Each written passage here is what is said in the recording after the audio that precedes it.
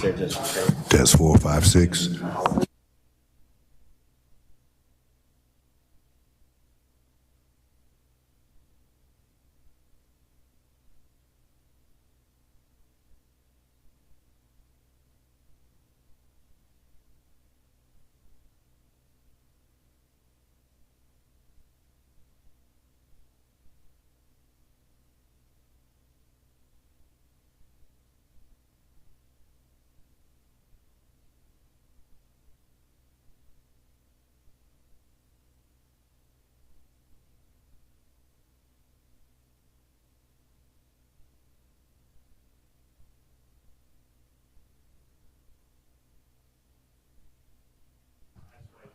Test 1, 2, 3.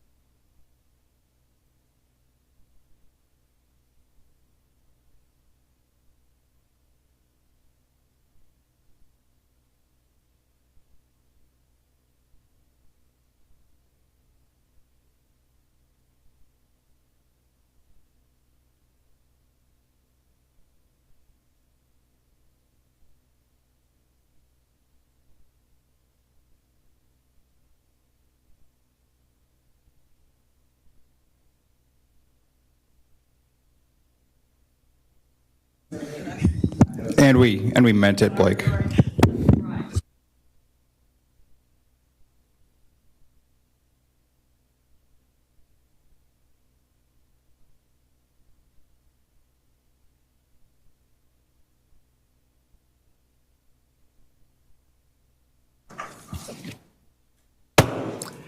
I'm going to call the meeting of Governance Committee and Audit, Governance Committee into session.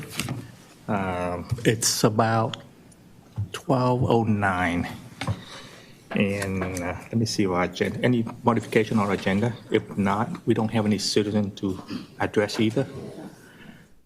So if you guys already have the approval of the minutes, any question on that or comment? Otherwise, may have a motion to approve. Approve the minutes. Second by Dr. Gandhi. All in favor, say aye. Aye. Any opposed? None. Motion passed. The next thing is the committee chair report. Instead of a committee chair report, I'm going to take this special time to recognize Dr. Gandhi. I believe this is your last meeting with us. Yes. And on behalf of the committee and a lot of our board members, I would like to extend our deepest gratitude for your 17 years of service at JPS. It was a remarkable service that you provided for us. Under your leadership, Dr. Gandhi, JPS has become one of the premier level 1 trauma center in the country. Your dedication to advance our program and creating the opportunity for the minorities, especially women, has made a lasting impact for us. As you retire, please know that your legacy of excellence, inclusivity, and mentorship will continue to inspire us all. Thank you very much for your service. Thank you.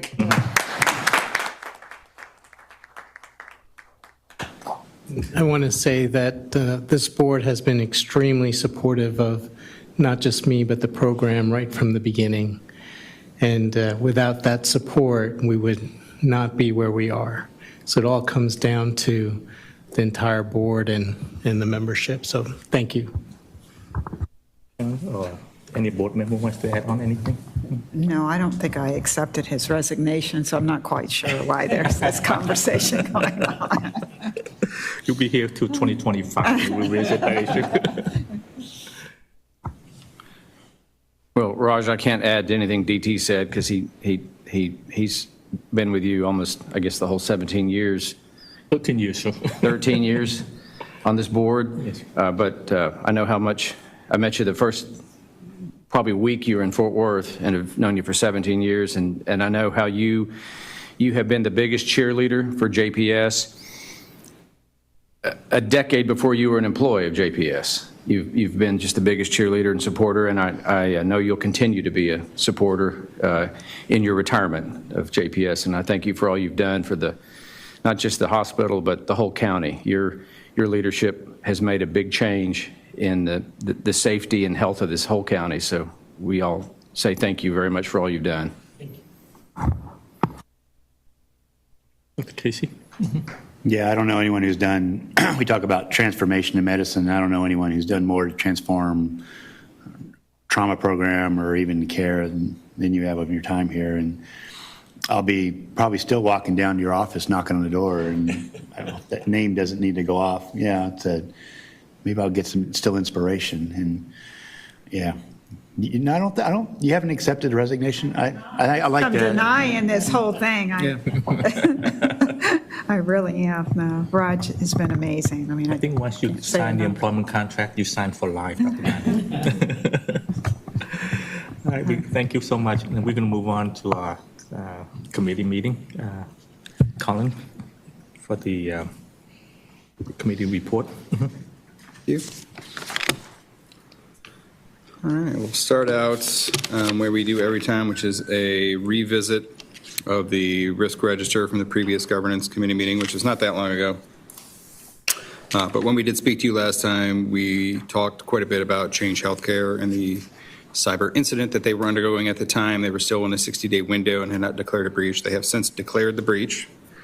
as part of that cyber attack. And initially, HHS OCR was going to make it the responsibility of providers to do the notifications to impacted patients, which created quite a bit of uproar in the provider community. They since backtracked on that, and it will be changed that it's required to do all of the patient notifications related to that breach. So to the limited extent that we were impacted by that, we won't have to send any letters. That's going to be the responsibility of Change to do that. Workplace violence, as a reminder. Let me intervene there. Did the OCR have any preliminary findings or anything like that, or they're still going through that process? I believe they're still going through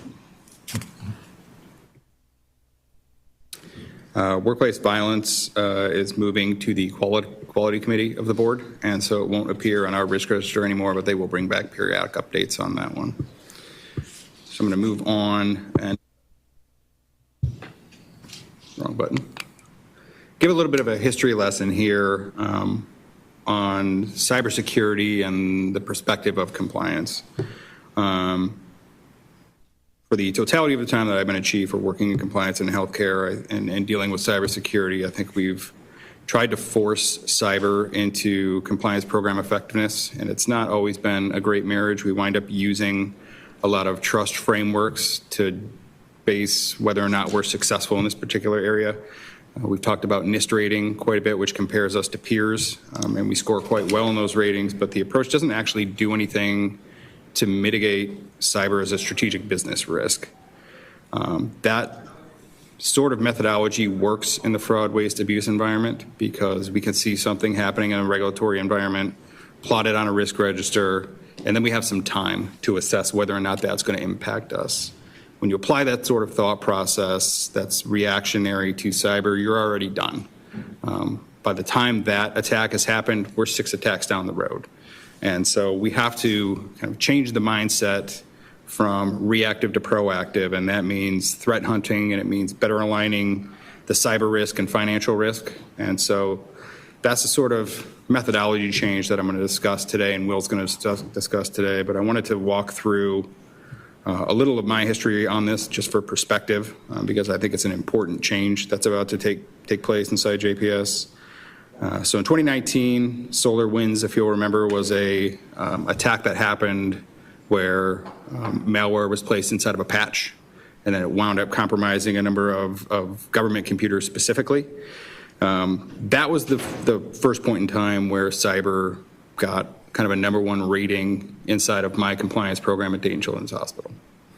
Later that year, Quest Diagnostics had a breach affecting 12 million patients.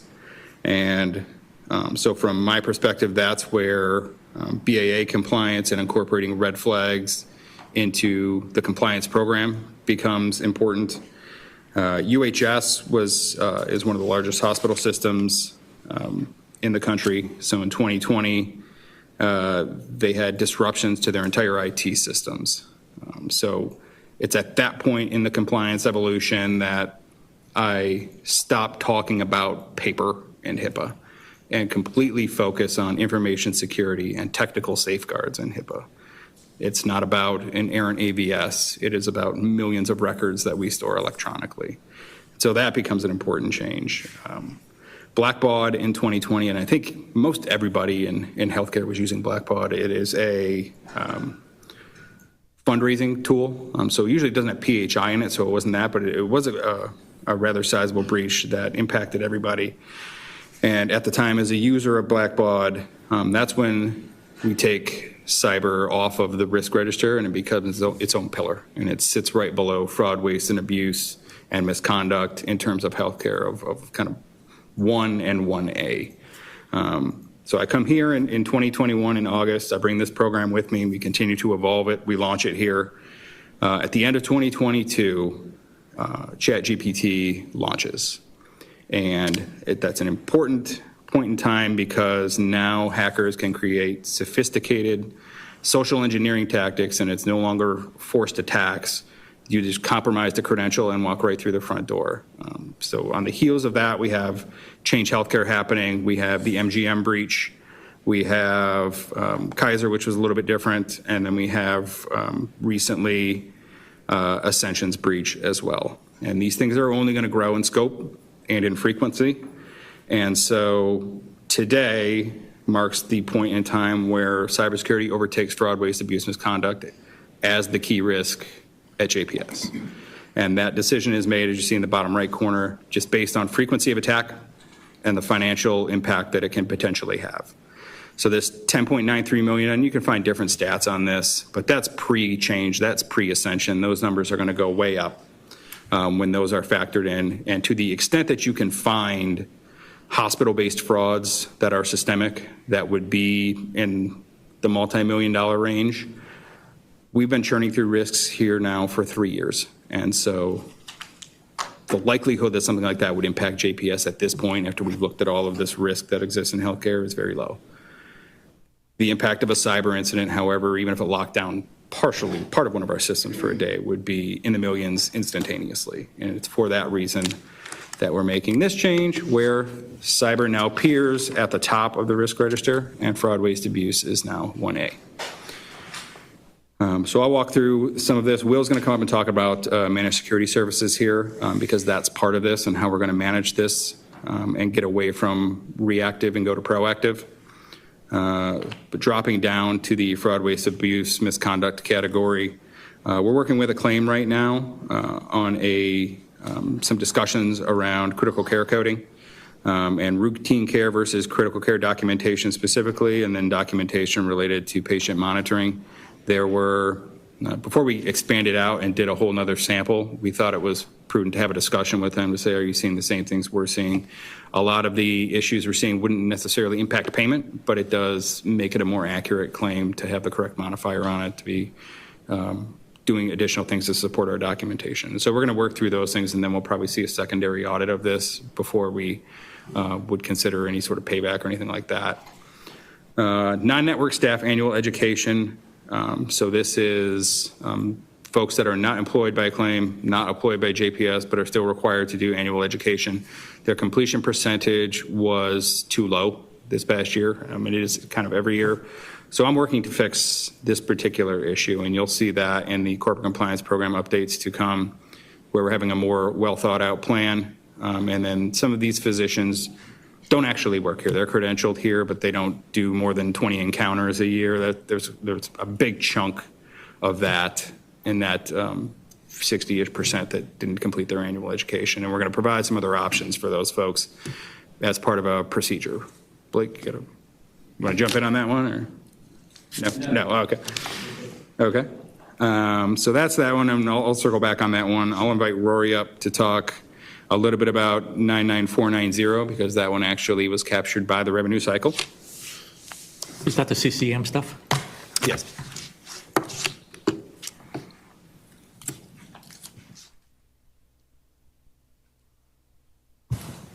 So there's several different types of audits within the health system. There's external that can be invoked by a payer or a government contractor. There's internal, which is what we refer to as Collins team and compliance, but there's also departmental initiated audits, and that was the source of this discovery regarding CCM. So routine departmental processes and evaluation discovered this particular issue. Chronic care management, by definition, is what we were talking about with 99490.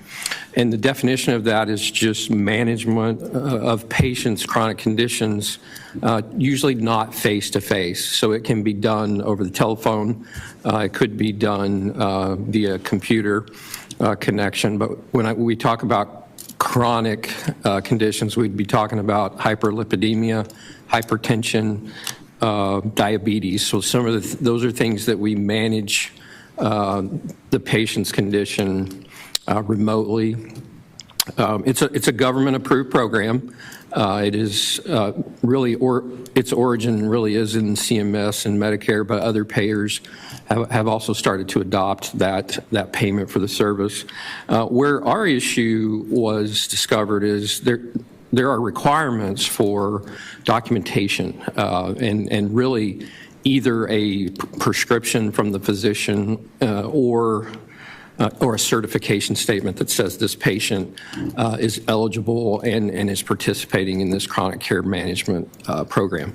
So like any billable service, you have to have documentation orders to support it. And so that's the discovery that we're working through of that documentation that's lacking. So we've kind of put a pause on any sort of billing of that service right now while we retrain, educate, and then make sure that we are doing the proper documentation. We've got pharmacy in parentheses up there. A lot of these services are really provided by clinical pharmacists, so they're managing medications, and so that's why we have the word pharmacy up there. It is not a huge financial impact to the hospital. We're still quantifying that a little bit, so it would be more higher volume, low dollar type financial impact. So questions? Where would they record this? Is it inside the medical record on Epic, or It is is, it on the yeah. pharmacy side of it? It's in Epic. Epic. Do we have a way to separate between the pharmacies doing CCM stuff and then the primary care physician and their team managing that and potentially double bill? We actually do. We have the capability to monitor at a provider kind of charge level. So we would be able to say that we have an advanced practice professional performing the service and also, a pharmacy, clinical pharmacist. So we do have that capability of making sure that doesn't happen. Because the timing may be different from the date of service, right? So it has to be measured within the time frame of that month. Otherwise, really, as you're aware, you should only bill that code once a month. Right. So those provider minutes should accumulate, and you should bill that once rather than two different people billing for that service, that's which is that's not our situation in this example. oh, I see. Can we ask also the clearinghouse to put that as part of the edit? Certainly, you could make sure that the clearinghouse had an edit of no more than 1 unit of that billable service, or, yeah, we could do that. Thank you. Rory, how long do you think the pause will be? I don't think it'll be very long. It will require just going to the clinic level and re-educating and the provider education to make sure that we get that certification statement. 60 days, I would estimate, no more than that. Is the pause and then bill later, or pause and not bill at all? I don't think you would retro bill during the pause because you wouldn't probably, unless you had proper documentation of the service, yeah. Because if you haven't submitted in, then you're not out of any compliance. You just go back and read documentation, right? Yeah. I would be a little bit concerned about redocumenting anything that happened in the past. We would just need to correct it and go forward. Not worth it for us. Okay, good. Yeah. Just a question that you alluded to, and DT also kind of mentioned, the OIG, Office of Inspector General, the way they choose the doctors that they're going to audit is they do a bell-shaped curve for different codes. So let's say 99291, that's the critical care code. So if I'm in the top or the bottom 5%, they're going to choose me to audit. Do we do that with our acclaimed physicians? We do look at kind of outliers. We picked up on some outliers. We look at both under and over. So yeah, we picked up on an outlier on our ED E&M levels recently. There was a low outlier, so we do compare. I think on the claim side is probably a bigger opportunity than the hospital, for sure. Let me raise a different coding example. Let's say the pharmacy is using 99490, and the doctor's office using 99499 for the same CCM. Is the system smart enough to detect that they're overlapping? We certainly would have the capability with, Revenue Guardian, charge capture edits, and Epic to program that. Now, whether that's in Epic out of the box, I'd have to double check. But we can create those customized edits to say flag that. Because the physician staff may treat it as a medical and asking for the pharmacy, and the other pharmacy is asking for pharmacy specific. So how do we have enough training, or do we have safeguard to make sure that they don't drop? Because technically you can drop 2 bills. Yes, that could happen. But we have the ability to edit that out before a claim ever goes out. Yeah. Anything else? Thanks, Rory. All right, I'll invite.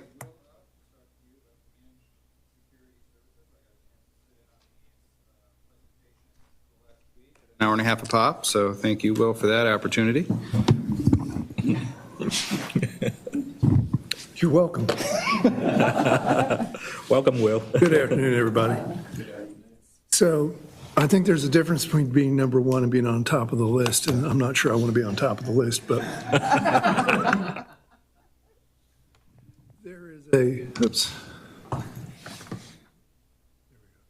there's a core set of security issues that impact both the industry and JPS as a whole. And it's based on the scope of services that we have to provide both at an industry and a local level. We have a unique situation in an industry that's deep in data and schizophrenic. We have to be open and closed in terms of a data environment in which we operate, which creates some significant issues, a lot of complexity. That complexity can be seen in a lot of areas, but most notably, the average healthcare organization faces on average about 32,000 intrusion attempts on a daily basis per organization. Now, I'm neither confirm or deny how close we are to that number, but we'll just leave it at that. That open and closed environment also creates an issue around scale and flexibility. Obviously, the frequency of events, it's the volume of events, the number of endpoints that we have gives us a lot more targets. In fact, ransom attacks have increased 66% in healthcare in 2020 and 60% in 2023. So we see a trajectory here that is not sustainable for us from a protection perspective. And then cost. Colin alluded to it earlier. The average ransom recovery cost is $2.2 million. Now, that's just the recovery cost. That's not the payment of the ransom, and that's not the contractual cost associated with legal, et cetera, because those are usually prepaid with the insurance vendor. That is just the cost to recover, $2.2 million. We face the same issues. We face this issue locally around the complexity of operations. We lack the expertise, not necessarily on technology. We've got a lot of smart people, but there are so many tools that we have. There are so many tools that have to be kept up. There are so many tools that the configuration has to change daily, hourly, minute from minute. And we're really focused on a reactive threat assessment that we have to manage. We've got the same issues around scale and flexibility, that volume that I was talking about. And the inability to really do the business intelligence around proactive threat assessment. And we've been very focused on compliance risk and GRC mentality. And I think the best way to explain what I mean by that is, you're a banker and you're worried whether you've got, on your checklist, you're a banker and you're worried whether your door is a key lock or a deadbolt, when in reality, the bank robbers are getting in the car and driving into the door, right? And we're more worried about what the theoretical potential attack is versus what they're actually doing. We've got to be able to change that, and part of that is really thinking about how we do that proactive threat assessment and business intelligence. Access is going to be a big issue. Access to having those services 24/7, which we do now, but I'll explain later how we got there and how we're addressing it. But access around trained services. HIMSS, which is kind of the society that oversees a lot of activities of data collection and analysis related to how IT is working within healthcare. There are 67% of the organizations now across the nation in healthcare are reporting a shortage in cyber. The Bureau of Labor Statistics says by in the next 6 years, that's only going to increase another 33%. So you can see the delta that's coming forth in terms of secure and security professionals that are trained and competent in what they do.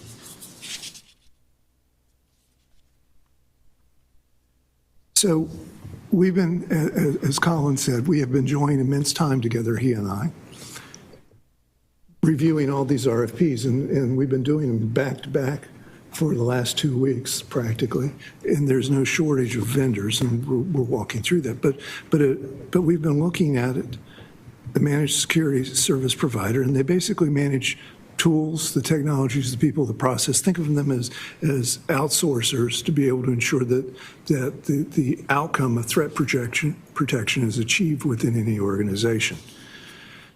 They offer a myriad of services. Some of the services, quite frankly, we don't do internally at this point in time.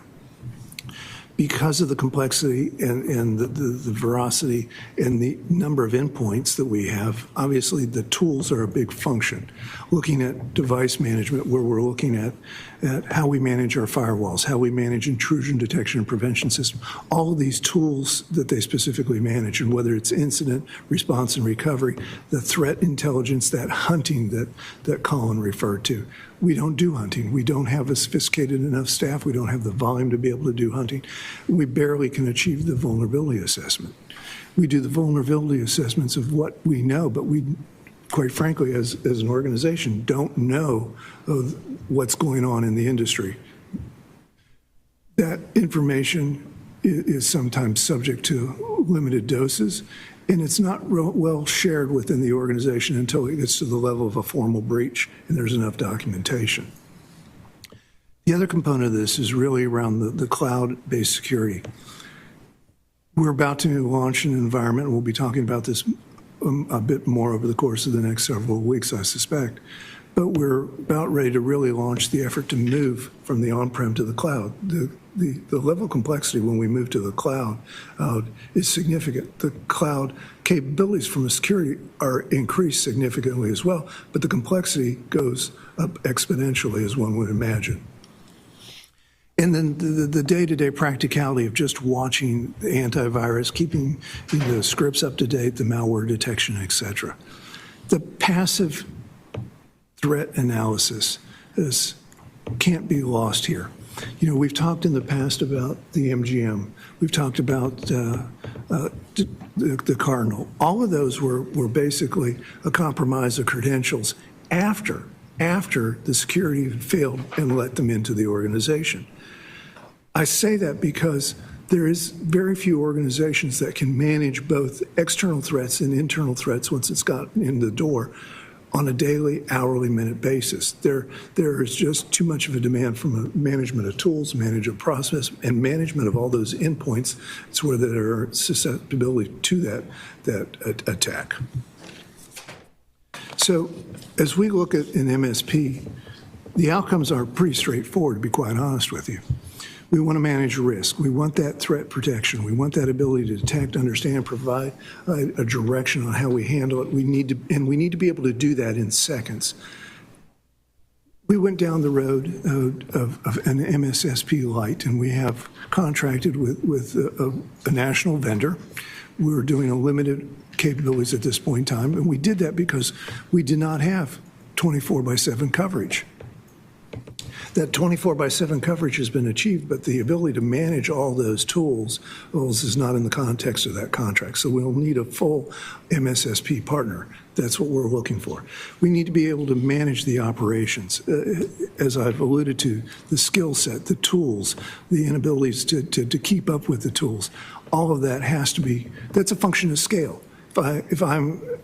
If I manage one tool and I'm really good, I can do more customers and I can be better at the job I'm doing managing that one tool, as opposed to the environment in which we're in. I've got 15 tools that I'm managing. I don't necessarily have a backup just because we have limited staff. There's a balance that doesn't equate there. And obviously service quality. God forbid something should happen, we want to be able to make sure that the people are professional enough and trained in such a fashion to be able to have it as second nature and not have to go to a sheet of paper and say, what do I do now? And that's the level of professionalism we're trying to achieve. So we're very cognizant of the fact that we've got to get to the threat-based risk and how we manage the business. We're very cognizant of the fact that what we have today served us well, but it's not going to serve us in the future, and we have to be prepared for that. And I'm happy to answer questions regarding the MSSP. Will, you had me at hello. I think this is a very important step forward for JPS, and the risk for any business is just off the chart now and just getting worse and worse. Do you have a vendor, and I don't want to hear any names, but have you identified a likely vendor? Yes, sir. Yes and no. We took a population that was extensive. We whittled it down to 2. We are now coming back to those 2 that we think are the primary vendors, and we want to talk a little bit about what strategy are they moving forward from an industry perspective, and what direct questions around support are they going to be providing to us. So we've gotten it down to 2. I'm expecting that we should have that resolved to 1 within the next several weeks. Have they been willing to give you any references that you can check? Oh, yes. Yes. And both individuals that we're down to who are national vendors, they have big vendors, national vendors with, both of them stack up with a lot of healthcare organizations, from organizations our size to Kaiser Permanente's type size. That's the level of professionalism that we're going after. Excellent. Are they going to go through an RFP process, or this is? We're going through the RFP process now. Okay. Yes, sir. We would not do anything without appropriate governance and going through the RFP process. That was good, Will, with Daphne here. Will you be able to visit some of the previous incident to see how they deal with those incidents? We will have virtual calls with them. I don't think that we'll physically go to the sites. Okay. In terms of, because I saw you have UTM, WAF, and SIEM and all that stuff. It's covered pretty extensive here. Is there a way, I guess my question is around a lot of things that we're going to do outside of our premise. We have a lot of vendors coming in, a lot of people provide services, provide coding offshore and all that stuff. Is this going to be something that they're going to monitor those vendors also as well, and then all of the IoT and everything else? So think of ourselves as a bottle with one big straw in it. Mm-hmm. What we're actually doing is saying the vendor clamps around that straw and manages everything coming in and coming out. Mm-hmm. That's the level of security services that are provided. Would that straw be? So that straw, to take that analogy further, that straw is independent of who's interacting with us. So if we're interacting with a coding organization, they're moving through that. Now, that's not to say that we're negating 2 other issues here, one of which is we've done our analysis related to that third party, how their security is set up and managed that is appropriate to us. And then second, as we start looking at moving to the cloud, how do we provide further capabilities to restrict data transition, data movement, and data use? So this really is a 3-pronged approach around how we would address that. What I was worried about is that using the analogy for straw, if they're a trusted site, is there other security level that's still providing within that trusted site coming in? So there's an expectation that they've got a level of security to do business with us, and if they don't have that level, we don't even let them on the straw. But we haven't enforced the high trust yet, right? No, but we are working towards zero trust. Okay. Okay. So in the process of that one, as I said, do they have the capabilities to ensure that they can do business with us? Then the data in flight is managed through the security purpose processes. And then the hidden advantage that we've got, since we're going with potentially a national firm, one of the 2 national firms that we're looking at, is the business intelligence that they have, not necessarily of just how we're operating, but the ecosystem as a whole. and them. Because if something happens with a third party, these two providers are, regardless of their architecture and their, I want to be careful, I want to be real careful. These two providers are going to be well-versed in what's going on nationally and have a backwards perspective. And what I mean by that is they'd be looking inside out. So we'd be standing in, we can look at our environment. They're going to be looking outside, looking at the environment and looking at the third parties that we deal with.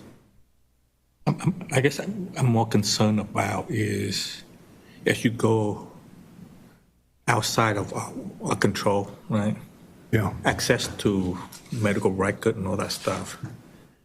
At the doctor's office, they may be using a very hard to, everything's driving by, I guess, email address. So how do we check is the right email address? And then does the MSSP have access to our HR so that they can turn on and off security as we terminate employee? No. And so it's down the street. The MSP is managing security from a data communications perspective. They are not managing how our systems So they're are not run. managing policy and everything else on No, that side. they may suggest what policy needs to be established related to the configuration of firewalls, et cetera, but they are not in the business of providing expertise around how Epic is configured or how, say, loss and Infor would be considered. Mm-hmm. So that's not their skill role. still have to be in-house for that. They're a pure technology organization looking at the depth of security from the equipment out to the individual, not necessarily the application. So you're looking at more protecting the perimeter, the people that trying to crack our firewall. I want to get to the point where it's $5 a shot if you want to send an email. Would the MSSP be managing the firewalls, though? Would they be? We're going to be working through that. We have skills and resources that need to go through gap analysis related to what we can do and what their skills are, and we'll be making the determination of what needs to be held in-house and what needs to be done by a managed service. We've got that work effort to do yet. From the financial perspective, would this be able to help us with a low premium on our cybersecurity and all the stuff later on? Yes, sir, it should, as we have that dialogue. Any other questions? Pretty. Do they get into the weeds, like with patch management, things like that, firmware updates? I mean, it's. They can, and we've got a lot of conversations with our staff first before we can have that conversation around what's the appropriate use of staff versus what's the appropriate use of a third party. This is an outsourcer. We want to be very cognizant of how we move forward on that.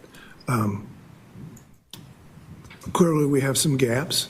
Those gaps that we don't, that are present, we'll try to fill. There's the capability of doing things such as firewall management, patch management, the automation and provisioning of tools to go through the third party. But we need to look at our staff, have that conversation with the staff so they're prepared before we announce how we're going to load balance that. But their main function is to sit between us and the internet. Yes.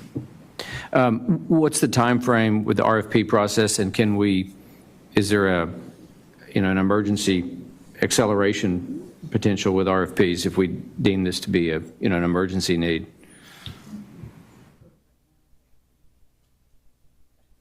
Hey. It is hard because a lot of costs involved to switch over and implementation, all that stuff. So Do you have a time frame? I do. And I'm not trying to be flippant, but we haven't signed a contract yet. We haven't got to a point. We're going to get this done as fast as possible. are you looking at a month, 2 months? Because we don't have regular monthly meeting in here. That's why. I'm sorry, I We didn't don't hear have the a monthly question. meeting. So if you need to get approval quicker, we may have to combine. through finance. Finance. Is it finance? We'll use all the appropriate mechanisms to expedite this. Finance, okay. right. Nope. Anyone have any more questions? Okay, so before Will steps back to the table, like I was a little taken aback as we were going through all of these presentations. These are all like a service provided by a larger company, and every single group we talked to, this was the fastest growing segment of their business, all of them.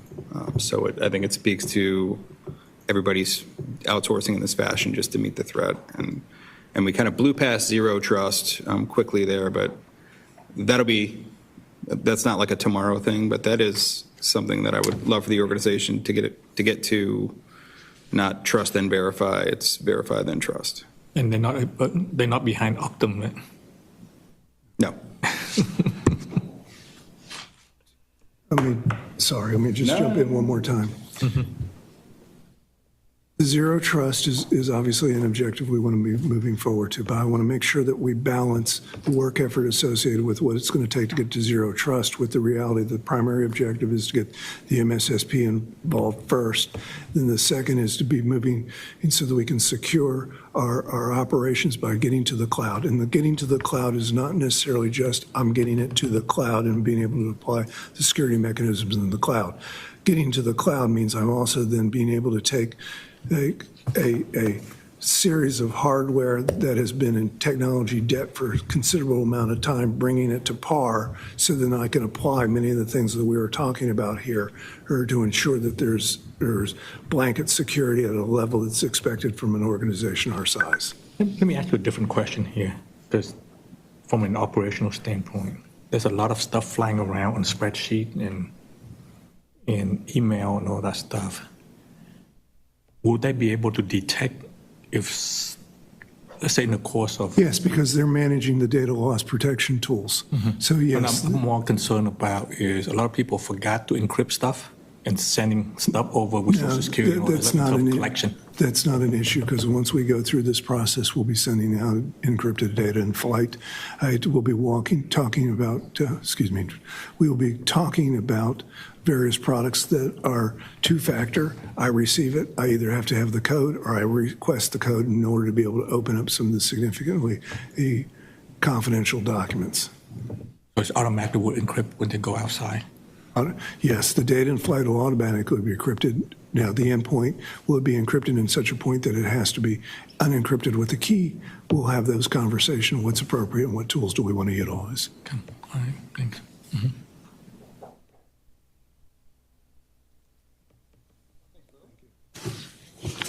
A great partner there. Love working with Will. Questions? Say that until the next RFP. Until the next RFP comes. Good presentation, Will.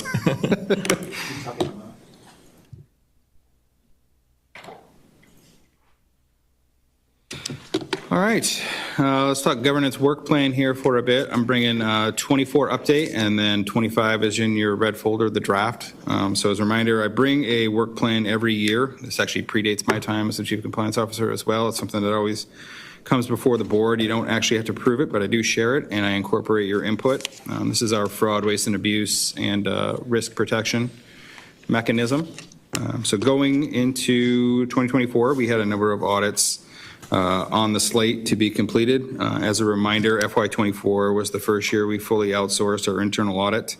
The revised motto was a cost savings. We have this year leveraged one of our co-source vendors, KPMG, to a larger extent that we have in any of the other years past since that particular RFP was signed. In addition, we have brought in some specialized experience under the $50,000 cap to do some of these audits so we can benefit from specialized experience, and all of these were selected with the intent that there would be some ROI here, or at least break even. If we're auditing things that aren't a risk, then that's a problem for the organization. So I'm looking for quality audits and quality auditors, and that will continue into 2025 as well. So on the plan not completed, we have durable medical equipment, which is in flight and scheduled to be completed here quickly. 340B, one of our last risk-based audit, which is a claims provider compensation calculations. And then the formulary audit has been quoted, but we haven't entered into a contract with the auditor yet for that one. Drug diversion and workplace violence. I had hoped that by Q4 of the audit cycle, we would be in a position where those programs would be well developed enough to justify an audit. That's not the case, and it's not going to be the case in '24. We just have done a lot of work on that, and to audit while we're process improving doesn't make any sense. And so we replaced those with the research billing audit, which we use a really great vendor for and brought that to you. And then we also found out that we do some financial control testing as part of the Forvis audit. And so that was the other bucket of money where that went. So we are well on our way to completing the FY24 audit plan as designed. Oh, Colin, what's the 340B? 340B is required by HRSA. We have to do an annual audit of our program, even in years when we've been audited by HRSA, which was this year. And so what that looks like is essentially a mock audit. So the vendor that we've selected will engage our pharmacy just as HRSA would. They'll get an engagement letter followed by a data request for encounters. And then they'll do in this case, a remote version of what the on-site would look like. So they'll run through transactions and look at the accumulator and look at mixed use and things like that. That's annual. In years past, the pharmacy has selected the vendor, and so I've kind of taken that back and said we'll independently select that vendor. Colin, what does the research billing compliance entail? That was an audit of billing for the most part, as well as grant management. So it was two parts. The first part was we looked at grants, and the second part was we looked at studies and appropriate billing to make sure we weren't essentially double billing a payer and wherever the research was coming to. What about our internal kind of billing, if you will? That is, if there are principal investigators, how does that work in terms of their making sure that we're actually compliant with what our contract says we're going to do for them? The research department has internal compliance folks, and then we pipe into that and make that part of our internal monitoring program. So we can request that in real time, should we need it, but I think it's quarterly. Thank you. Yep. Question for you. Yep. One thing I don't see on here, I'm not sure if it belong here or belong into HR, is the 403, whatever, 401k type thing, for the mean test between the ACE and non-ACE. Do we need to look at that? One more time, I'm sorry. For the mean test between the highly compensated employee and non-ACE. Do we need to run it through here or run it to HR as part of the Probably service? HR would be better. And if an issue comes up, then it can be referred back. Okay. Are they doing it? I don't know. Are they doing it currently? I couldn't, I'd have to ask. We may want to take a look at it because we have a huge number of employees here.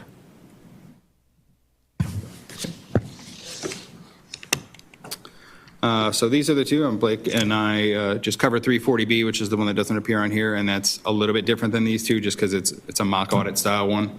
DME's in flight. That'll be to the governance committee in the closed session in the next meeting. I think they're working on the draft report right now. The physician comp audit just kicked off a couple of weeks ago. They're in the document request and review phase of that. It's an extensive audit. This is what appears here, the key parts of the scope, but the scope is actually 19 different areas. It's an extensive audit and will involve compensation reviews for, I think, upwards of 50 providers. And so it's going to take a while. And so I would expect to see that one in the December, probably governance committee closed session. Questions on this? On the physician compensation, are we moving away from WRVU now, or are we still?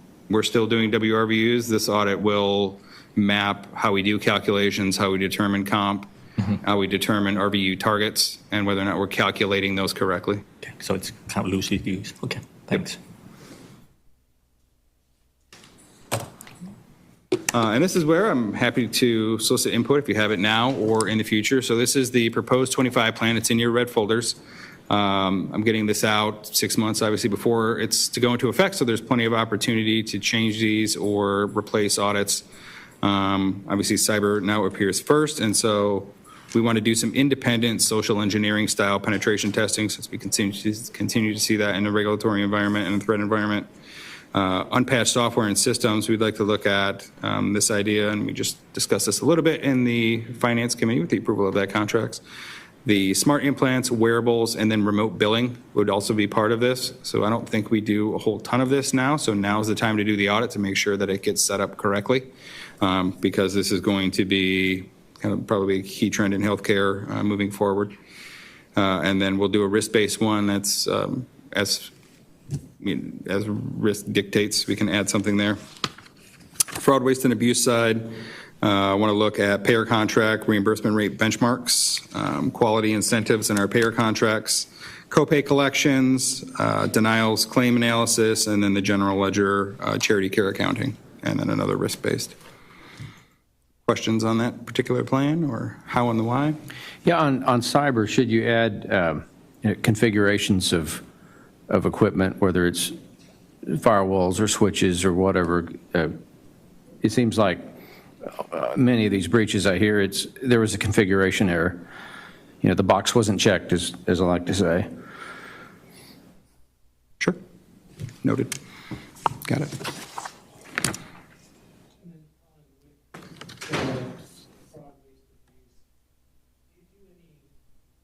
A better word, rounding with the physicians, and then follow through with their billing. So what I'm saying is, let's say I have clinic, and you'd have somebody in clinic where they would see, okay, who did I actually see? Who did I not see? And what were the bills that were done? So more real time? Correct. The only reason we don't do it that way is because I'm not sure I could risk quantify that, and I don't want to select providers at random, because I don't think that's a good way to do compliance work. But it does make sense to do that. We would have to probably see that inside the context of an existing audit, though. And the way I would choose is just like you choose your others, the bell-shaped curves, those that are upper and lower. Yep. And that may give you an idea.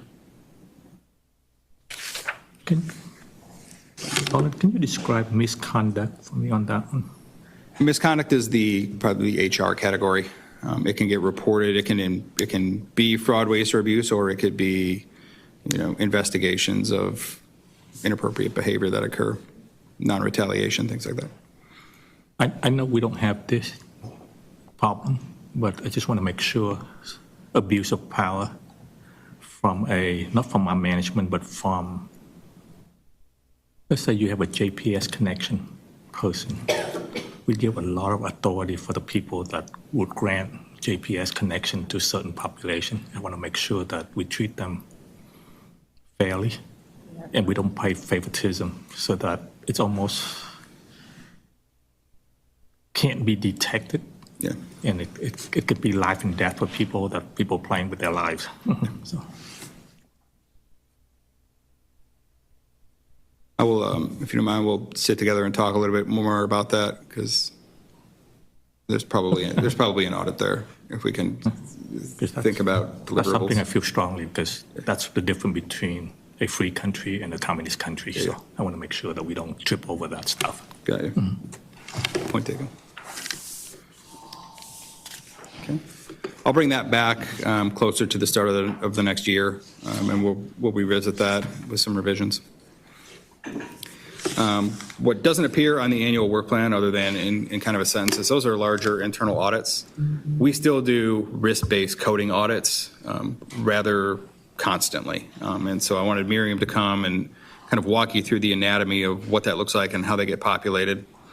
So turn it over to you.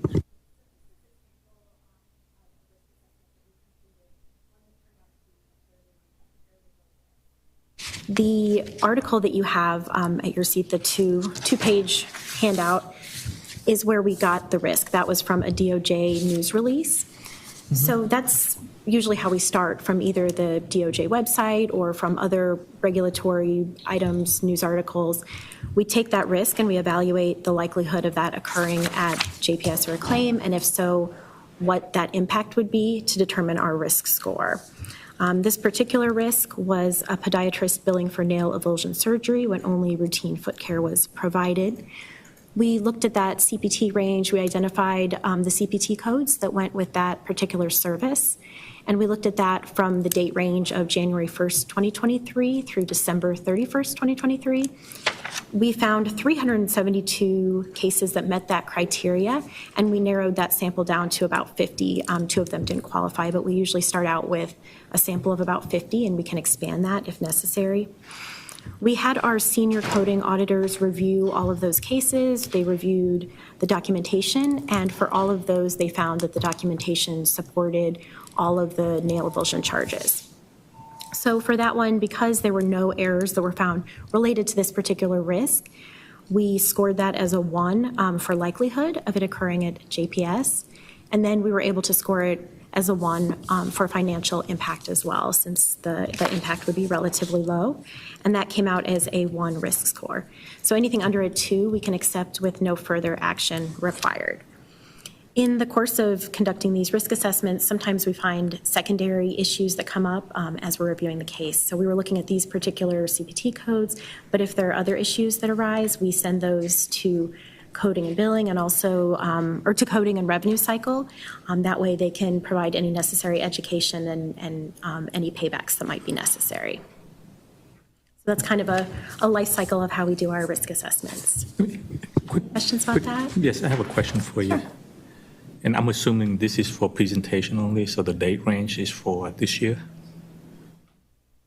Yes. Our policy, the audit plan called for a retrospective of 2 years back, look back, and I only see 2023. So just trying to see if you guys look back but only use this for presentation, or this is the scope. So on this particular one, we did a smaller sample for 1 year, and then we can expand that to 2 years if we find that there's anything that needs to be expanded on. So this one, because we found 0 cases that were problematic, we didn't need to expand that to the 2-year period. I just want to make sure that we follow the audit plan. Yes, thank you. Okay. And then the next slide is about our provider conflict of interest campaign. We'll be launching that on July 12th, and the due date will be August 2nd, and we'll send plenty of reminders at the beginning and as we're launching it. The required participants for this are all full-time acclaim providers. We're also including residents this year. Also, any PRN acclaim providers who worked over 100 hours in the past 12 months, I think that comes out to be about 40 that we're including in there. And any non-acclaimed physician leaders within JPS, so chairs, medical directors, any providers who serve on committees or maybe in a role to make business or purchasing decisions on behalf of JPS, they will be required to complete this too. So we get that list from the medical staff. So that'll be July 12th, and we'll give them about 3 weeks to complete the questionnaire.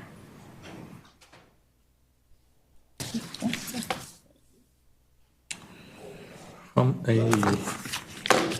me ask. I have a question that's not on here. Did all the board members complete their conflict of interest? Yes. Okay. And I think all management plans are out. I don't know if they've all been accepted yet, but that is, if you have issues, to the extent board members have issues with management plans. What's the deadline for it? Yeah. I think there's maybe another week or so for accepting management plans. Are all of our PRN on W-9 or W-2? Sorry? The PRN, are they on W-9 or W-2? 1099. 1099 and W-2, I mean. I'm not sure, actually. I don't know. We may want to take a look at that to make sure, because if we direct them, we need to be on W-2 unless they're on probation. I'll look into that.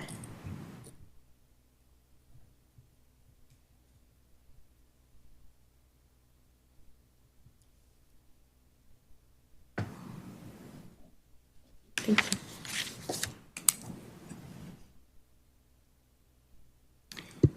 And that concludes the governance updates portion.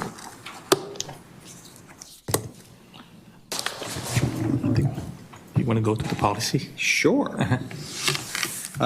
So we sent the COM 9000 policy to the main board, and it came back with a request, approved with the request to do a definition of volunteer, but because we are in a dynamic organization, I needed to make several other changes just in between then and now, and we're happy to do that here. So I am bringing back the definition of volunteer. It's on page 84 of your ebook. This was the definition that I worked on Daphne with, that we have shown to a couple of people, and everyone seemed comfortable with it. So that is the definition of volunteer. Take these if there's any questions about that particular change. Thank you for making that definition. Absolutely. On page 104, I've made a change around the education program, and that speaks back to the risk involving non-employed folks. I think it was better and more dynamic to have the compliance plan that I developed live inside of a procedure. That way it can be changed as necessary. It also better reflects the OIG's expectations for compliance role in education and training. Similarly, the section on page 105 that deals with vendors, that's actually addressed inside of the procedure now, and so it could come out of the larger compliance program. And then on page 122 was the last change. We've had some amendment to the Acclaim physician group, and so the appointed compliance officer for Acclaim, which will continue to be Miriam, I've just changed the language to be more friendly to allow me to move that around, and it'll actually be a dotted line to Sunny Juriga. So question, Colin, like on 105, for vendors, contractors, and other agents, is that going to be covered in your separate? Yes. What do you call that separate document that'll be? It's a procedure. It's actually procedure number 8301. And I don't know what the title name is. But it's basically training. It is. And so there's subcomponent, like a attachment for different sorts of groups and vendors and physicians, but all have their own attachment, what's required. It also builds in, or is intended to build in, a little bit of flexibility with how we deliver it, which I think is part of the problem, and whether or not, if they take it, if you're a physician and you're Dr. Gandhi and you actually primarily work at Baylor Scott White and you've done your annual education and it covers the same thing as ours, I would allow you the opportunity to get your chief compliance officer to issue a waiver, and we would accept that training was completed. So will all three of these changes be in that separate document that you're talking about? Yes, the 104 and 105. What about 122? Oh, you're talking vendors, contractors, agents? Well, you have 104, 105, and I think you said 122. Yeah, 122 it just deals with the hierarchy to claim. That's not an education change. Okay, yeah. But the other two will be in that separate document. Okay. Any more questions? If not, I'll entertain a motion for approval. So move. Second. All in favor, say aye. Aye. Any opposed? Motion passed unanimously. And I have a question for you on the FY 2025 governance audit, annual audit plan. Okay. Can you define a little bit on cost neutral internal audit plan? What does that mean? So it's my intent that when we spend money on an audit, that we at least get that amount back in either efficiencies or improved revenue. No ROI? No, I'm just kidding. Right. So at least a neutral ROI. We can't spend $50,000 on an audit and get no benefit from it. And then on page 2, around avoiding excessive formal CAP, corrective action plan. And it's mentioned incentivize ethical behavior. I know we haven't done anything there, but is there a time frame for that? FY25, I'll get it for you. You'll have that plan come back Yep. for that? Is that going to be before the budget or after the budget? Retreat? After. After? Okay. That's a good one to develop if it's done and roll out correctly. Avoid a lot of, bring good behavior out of an employee, but avoid a lot of costly mistakes. But it has to be rolled out correctly, so looking forward to it. I don't think we have anything in closed session today. Nope. And so if no additional things, thank you, Dr. Gandhi. I know this is the last one, so, and we'll adjourn the meeting. Thank you.